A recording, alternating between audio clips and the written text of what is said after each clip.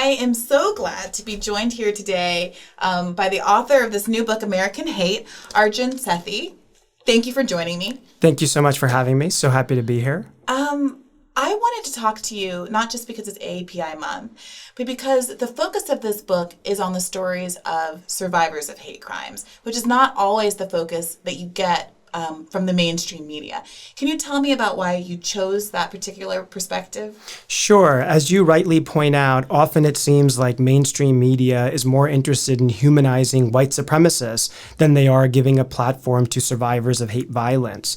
And so what I did in the aftermath of the 2016 presidential election was travel the country and meet with survivors of hate violence in their homes, houses of worship, workplaces, and documented their stories. I met with Muslims, Black folks, Jewish folks, queer folks, trans folks, Latinx, Arabs, Sikh American, undocumented folks, because all of these communities have experienced a vicious uptick in hate violence, bullying, discrimination, really ever since Donald Trump announced that he was running for president of the United States. So can you talk a little bit more about the statistics, the quantifiable uptick that you just described? How bad has it gotten? It's gotten really bad and a lot worse than government data suggests.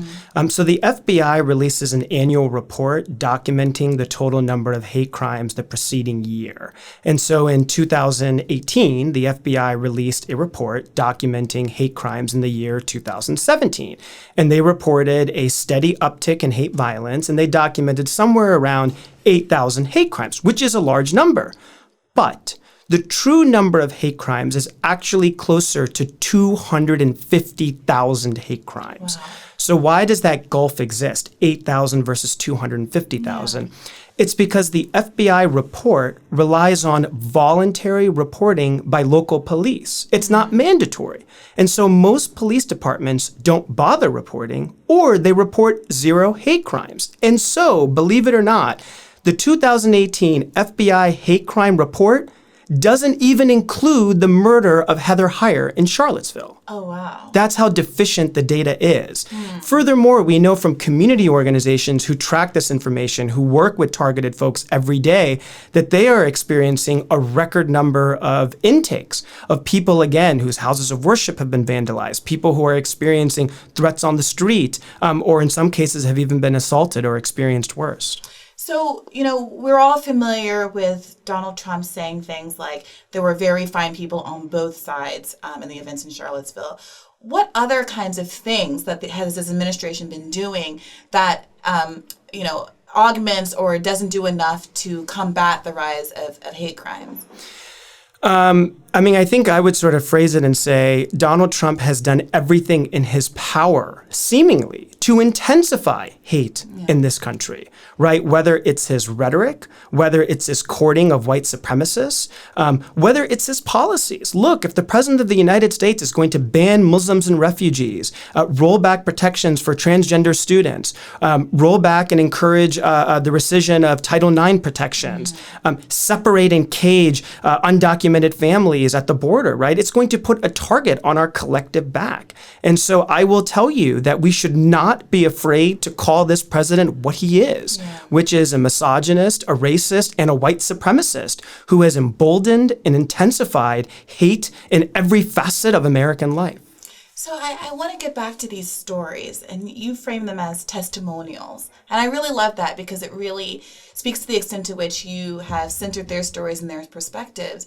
You traveled around the country gathering all of these. What kind of stories did you hear? Sometimes people think that hate is a blue state problem. It's a red state problem. It's an urban problem. It's a rural problem. Hate is an American problem. And so I went to places like Tulsa, Oklahoma, Providence, Rhode Island, Victoria, Texas, Whitefish, Montana. Here we are sitting in D.C. One of the stories that I include in the book is the story of Taylor Dumpson. Taylor Dumpson is the first Black woman to ever be elected student body president at American University. The day that Taylor takes office, April 1st, 2017, nooses are found hanging across campus. Yeah. You might look at that headline and think it was a throwback to 30, 40 years ago. That happened in D.C., miles from the White House. That's one of the stories. Another story is the story of Jeanette Vizguera. Jeanette Vizguera is Latinx, undocumented, one of the first undocumented immigrants to take sanctuary at a house of worship during the Trump administration. And she talks about how she had to part ways with her 3 U.S.-born children because she feared Donald Trump and ICE would tear her family apart. So not only did she experience this threat of state violence, but she also talked in her testimonial about how when she took sanctuary in the First Unitarian Church in Denver, Colorado, people threatened to blow the church up because they had given her sanctuary. One of the other stories in the book is the story of Destiny Mangum and Walia Muhammad. They were the 2 young black women who boarded the MAX train in Portland, Oregon in the summer of 2017 when a white supremacist who was known to police, who targeted a black woman just days before, started insulting them and targeting them on account of their appearance, on account of their race, on account of their faith. The 2 young women, after being insulted, after fearing for their lives, went to the back of the train. 3 upstanders intervened. 2 of them were stabbed to death. The book is the very first time that Destiny Mangum and Walia Muhammad tell their story together. One other story I will tell you. Another example of how state violence leads to hate violence. The very same night that Donald Trump, in January of 2017, said he was going to ban Muslims and refugees from entering the United States and signed that terrible executive order, a mosque in Victoria, Texas, was burned to the ground. The spokesperson for that mosque, Shahid Hashmi, tells his story and the story of the Victoria Muslim community in the book. Yeah, I was so, galling to me on some level is that there do seem to be people who resist the idea that there is a direct connection between the kinds of rhetoric that the president has made more popular and seemingly acceptable and the extent to which others feel emboldened to act. And when I hear that kind of skepticism, I always think back to what it felt like immediately after 9/11. I remember I lived in New York at the time and was, 16. And I remember, getting picked up from school, going home, watching TV, and having the feeling of trepidation that the people who did it, if they looked like me, knowing that it was going to be a problem for me. And then immediately when it became clear who they were, somewhat clear who they were, fearing that the same kind of retribution was going to be taken out on others that look like them, and then seeing it immediately happen. Immediately. A huge American flag was put up in the window of our apartment building in a way that didn't seem to be a stand of patriotism. It seemed to be, it felt militant. It felt like a threat to anybody, or like almost like an endorsement to act out against those perceived to be the other. And we all know who gets perceived to be the other and who is perceived visually to be quote unquote real Americans. And that kind of toxicity that was in the air, that very quickly followed a spirit of coming together, like immediately after the towers fell, has never left me. And I wonder what your personal experiences have been like since Donald Trump came into office and since his kind of virulently hateful campaign. So I have certainly had personal experiences of hate and discrimination just in connection with writing this book. Mm-hmm. So I was in Tulsa, Oklahoma, meeting the family of Khalid Jabara. Khalid Jabara is an Arab American who was murdered on his front doorstep by a white supremacist who lived next door in August of 2016. Mm-hmm. And right after interviewing the family in their family home in Tulsa, Oklahoma, I was driving to the airport and someone was tailgating me. And, I didn't really know where I was going, driving a little slow. The car then pulls up to my left. And when the person in the car saw my face and saw I had a beard and turban, he became enraged. He started mocking me. He started, parroting and sort of mimicking my turban, pointing at me. And I was genuinely scared. And so I immediately pulled over to the side of the road. When I went to Whitefish, Montana to meet Tanya Gersh. Tanya Gersh is a Jewish American who was viciously cyber trolled on account of being Jewish. Right after the presidential election, she received somewhere between 800 to 1,200 menacing voicemails, emails, text messages, not just her, but her entire family. And so when I went to Whitefish, Montana, truthfully, I didn't feel comfortable. And so I would often buy my frozen dinner. It didn't taste very well, to be honest, good. But I would buy a frozen dinner at a local market and warm it up in the hotel. And then the last night I was there, I was standing in line at the grocery store, and a cashier and a customer in line stared me down. And I will tell you, some years ago, I might have been open to having a conversation with them about who am I and what I believe and, how I belong here and how this is my country too. But truthfully, in this moment, I thought maybe one of them was packing a gun, right? I thought maybe one of them would just hit me. And so I had to just move to another line and protect myself, because that's what I felt like I needed to do to sort of extricate myself from that situation. Gosh, that's so unnerving and so disappointing to hear, and I'm sorry for that. I want to ask, what are your goals when writing this book? What do you hope that this book starts to do and how it starts to inform people's understanding of what's going on? Sure. Well, the first thing I hope that the book does is really provide a platform to the survivors in the book, right? And so it's called American Hate Survivors Speak Out. And so I found that the survivors that I worked with found it cathartic, found it healing, empowering to come forward. And I hope survivors of all kinds of violence, whether it's gender violence, hate violence, do continue to come forward. And so I hope this book inspires them to do that. I think it's also a manual for the left and for progressives of how they can be better allies, better ambassadors for survivors of hate violence, communities who have lost so much historically too, right? I mean, hate didn't begin with Donald Trump. It began long before Donald Trump, and it'll endure after him. But there's a lot that allies can do to empower survivors. Can you give some examples? Sure. I mean, one example, I think, as I pointed out earlier, is just better data, right? Every single person listening to this podcast, watching this video, should make sure that their town, their county, their municipality, their city, their state is accurately documenting hate violence, right? Because better data allows us to see who's being targeted, where, and by whom. Support community organizations. I will tell you that a lot of survivors feel exploited. They feel like they're left behind. They feel like we are desensitized. The media is desensitized. And so it's important to check in with them. It's important to support community organizations who haven't forgotten about them. In the first paragraph of the acknowledgments of the book, I say this book required a community, because so many community organizations and members of these organizations picked me up, drove me on unfamiliar roads. And so support those organizations. I think, again, understanding the intersection between state violence and hate violence.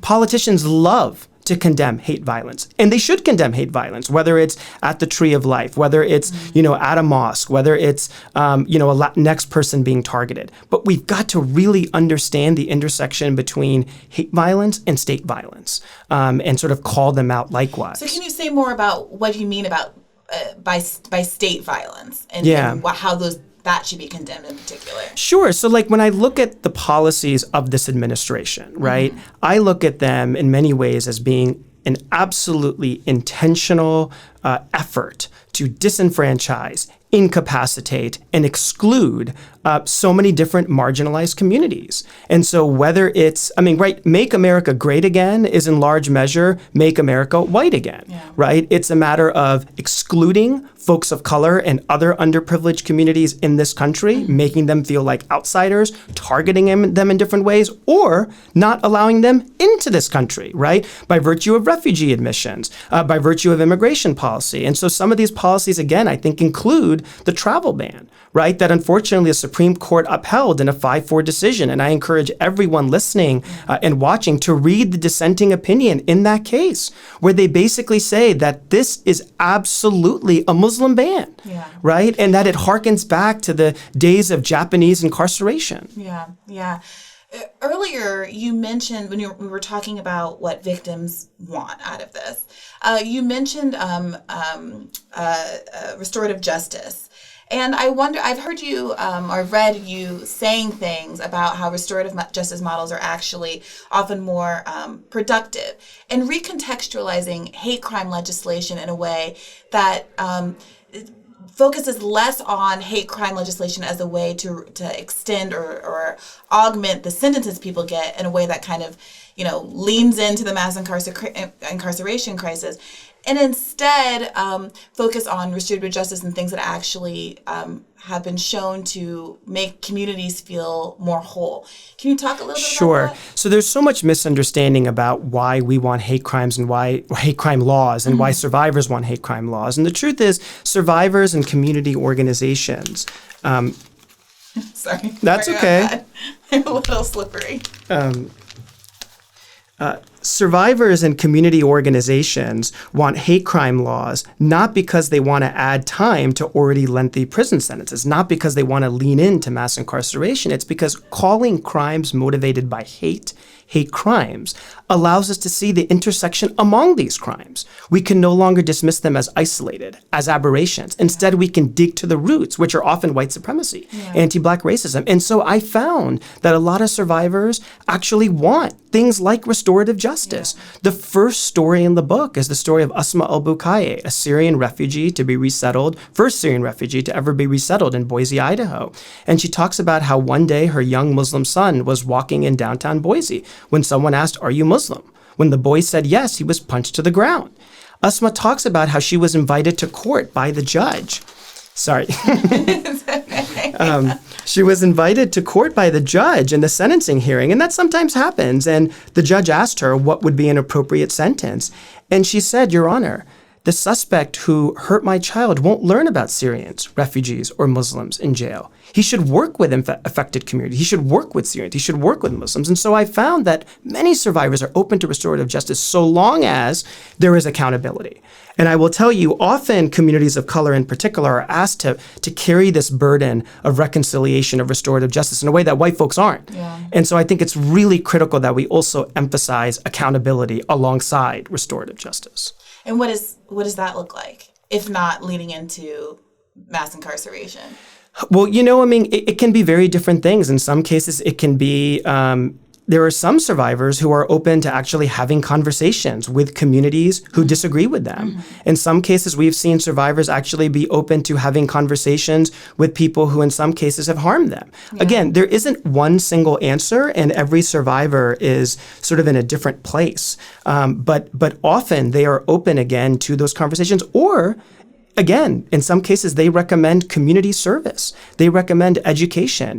Diane Suh is the Asian American who famously in a viral video was told that she couldn't stay in an Airbnb because she was Asian. And so she was stuck in a snowstorm. And this was like a viral video. Yeah. And so I spoke to her in the context of the book, and she ended up having a negotiated mediation with the person who discriminated against her. And part of the settlement in that case was for the person who discriminated against her to take a course and write a paper in Asian American studies, right? And so we've seen all of these extraordinary examples, whether it's having difficult conversations, whether it's community service, or just educating oneself and trying to remedy one's ignorance. What's really funny is I've written about this in the past, the extent to which one should want to or try to or see it as a valuable thing to do, having conversations with racists, having conversations with people who are your political opposite. And there is one strain of thought that says, this is not a burden that I should have to shoulder. And phrased in that kind of conditional tense, I agree. It's not a burden you should have to shoulder, and no one person should feel responsible for doing so. If you've got other things going on, life happens. No individual marginalized, person from a marginalized group should feel responsible for taking that on. But I do find it interesting that there has been a tone of late that says to talk to the person who you need to convince to stop hurting me is somehow not in my own interest. And it's an interesting shuffle. I have always felt like almost a responsibility to do that sort of work. And I feel like compelled to engage with those who differ from me, in part because I have such confidence in my ability to sway them because I have such confidence in my political position and my personal position and my equality. And, I feel like maybe perhaps naively a belief in the fundamental goodness of humanity. We'll see how long that lasts. But at least right now, that like exposure and education and things like that are incredibly powerful. And studies bear those results out. And, I don't know if in the process of writing this book, have you felt more or less confident in the ability to kind of affect change and change people's minds through those kinds of, if not one-on-one engagements, then, writing books like this, sharing stories, exposing people to diversity and differences? You're right to point that out, and there's a huge tension. And, my position always is I will never compel anyone to do anything that they're uncomfortable with. Right. And so for people who feel like they shouldn't shoulder that burden, they shouldn't have to. I can tell you that, for example, in this book, I don't give any time to white supremacists, right? Because as far as I'm concerned, they've already had enough time in the media, right? They've already had their day in the sun going back decades and centuries, right? But I will tell you that just as you pointed out, there are lots of survivors of hate violence who are open to having these conversations. And I will tell you, if survivors of hate violence want to have these conversations, we have to let them have those conversations so long as they feel safe, so long as they are comfortable, and so long as they are aware of the consequences of having those conversations. And I will tell you, I think it's an extraordinary act. Right? I mean, look at Asma al-Bukhaya, for example. This is a Syrian refugee who lost her husband in the Syrian civil war, took 4 flights to get here from Egypt with her 2 young sons. If there was anybody in the world who could have bought into mass incarceration, it was her. And she didn't. And again, I found that repeatedly throughout my work. And so I think it is extraordinary that folks are pivoting away from mass incarceration and pivoting away from just, this sort of full-fledged demonization. But, the other sort of flip side of it, and I think it's also really important for white allies to step up. And so an example I give in the book is not too long after Charlottesville, there were sister white supremacist marches that were planned for 2 cities in Tennessee. And it was interesting because the Black Lives Matter chapter came out around that time and put out a really powerful statement saying that they would not be joining the sister opposition protests to those rallies because it was white America who would let these white supremacists in, and it was the responsibility of white America to show them out.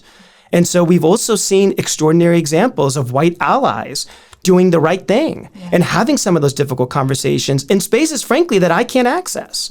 Right? I mean, that's the thing. I talked about some of the hate I experienced in places like Whitefish and places like Tulsa. And so even if you were open to having some of these conversations, maybe you could have them. But I will tell you, there's certain places like I don't think it's safe for me to go. And so it's really important for white allies to do some of that difficult work and to go into those spaces where they have those privileges. And so I think we need both. Yeah, we can't all be. I forget the name of there's a Black man who tells the story of how he has something like 11 Ku Klux Klan outfits hanging in his closet because each one represents a KKK member who he's talked out of being a white supremacist, and they give him over their robes at the end. I think his name's Darnell something. I've seen his talk. Yeah. I mean, no one's expecting everyone to go quite into the fire like that, but it's always an interesting conversation for me because I often find the people that are kind of closest to the harm are most invested and kind of willing to take on some of that burden